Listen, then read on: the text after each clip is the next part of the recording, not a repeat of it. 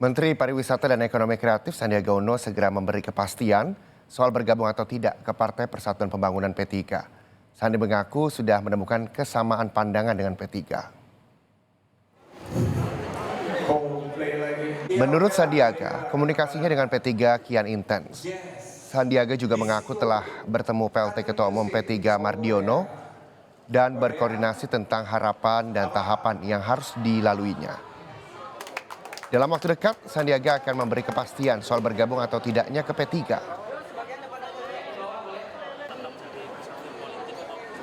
Saya terus berikhtiar, saya percaya bahwa nanti saya juga akan berlabuh karena perjuangan kaderisasi kepemimpinan bangsa itu melalui partai politik.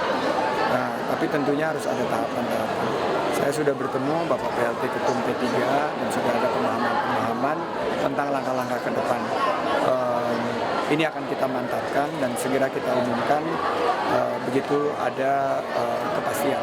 Jadi harapannya dalam waktu yang dekat ini akan kita sampaikan. Dengan P3 Pak, sejauh mana Pak? Ya sangat intens tadi yang saya ceritakan ini sama PLT Ketum P3.